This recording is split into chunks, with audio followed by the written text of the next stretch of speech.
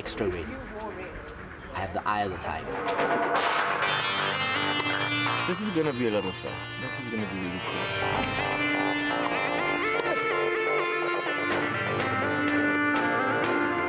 They don't have signals. They got no chance. No chance. I've worked on signals.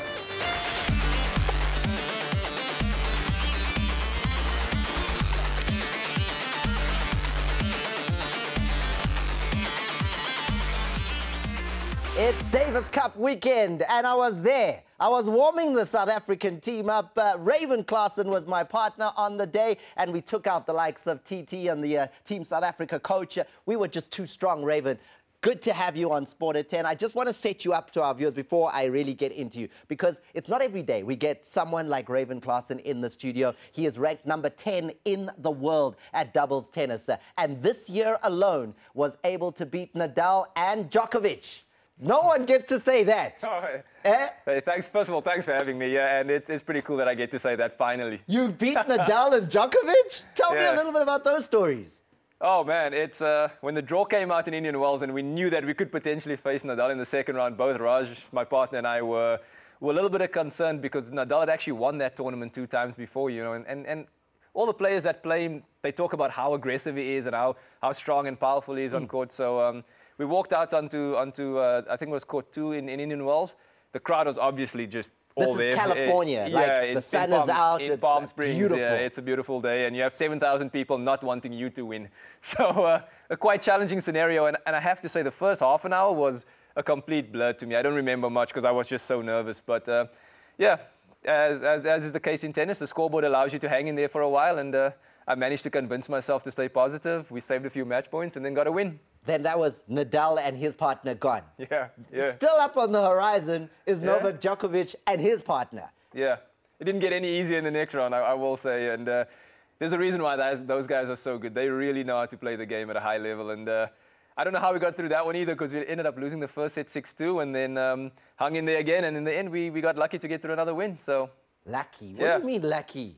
You're South African. There's no such thing. We work hard and we get the results that we deserve against some of the best in the world, which brings me to this weekend. Because Davis Cup, a lot of people don't know that there is such a thing as team tennis.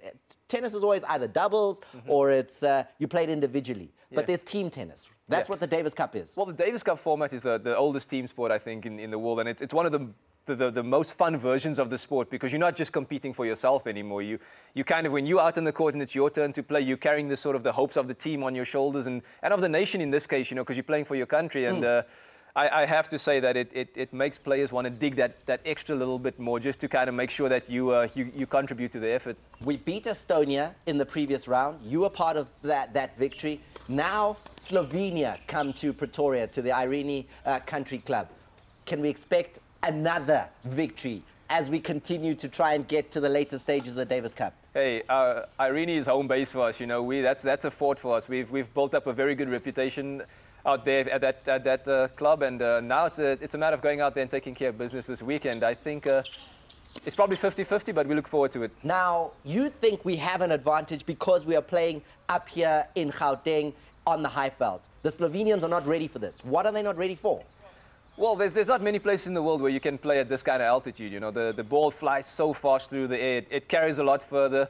Control is a little bit tricky. And we spend a lot of our junior days playing tournaments in these conditions, you know. So it takes us a lot less time to adjust to these conditions than the guys coming from Europe, you know. And the case in reverse, when we go play them there, they throw us on slow clay courts that we're not used to, you know. So you try and maximize the advantage you can get by playing at home. You know what I need to know from you, Raven, though, is you're 34 now.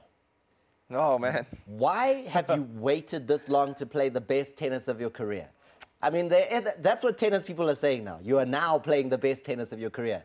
Yeah, I wish I had a good answer for you for that. It seems like when my mind was down here, my body was up here. Now my body's down here and my mind's up here, you know. So experience. Experience, yeah. And just, I like to use the word awareness, you know, knowing what I need to do to play good tennis now. I think that's any athlete's challenge, is to find out what they need to execute their skills at the highest level, and I've managed to find that out in my 30s. Now, as a career, tennis, I need to, South Africans, you know, they know the players, especially when they talk about the super mega stars of tennis, make great money.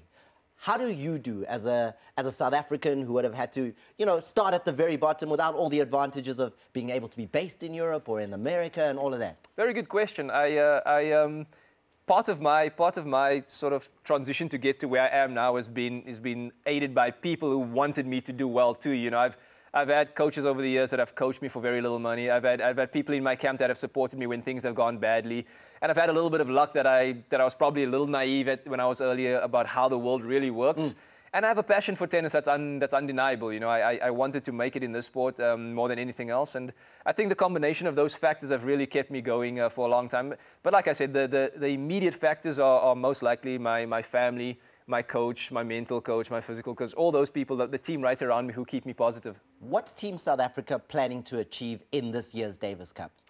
Well, we've got a defined goal. We need to win 3 matches to get back to Group 1. And we need to take the steps in a specific order to get back there. And the #1 goal is this weekend to get the winner against Slovenia. And then we'll have to wait and see what happens in the match that we're waiting for. But we have a big goal of ending up in the world group. But unfortunately, there's no way to fast forward that. You've got to take the steps in between. Raven Klaasen, good to have you here in studio. And I know you probably think at home, yeah, so how is Raven doing in terms of tennis? I don't know in terms of endorsements, but they do put players and what they win up on websites. So I did the calculations, I was like, let me just check. His career winnings are 1.6 million, 22 million rand is what he's won so far in his career. Raven Klaasen is embarrassed about it. We're proud of the fact that he's doing so well with his tennis. Thank you, Raven, for keeping the South African flag flying so high on the international tennis circuit. Thanks for having me and keep supporting our tennis. It's great.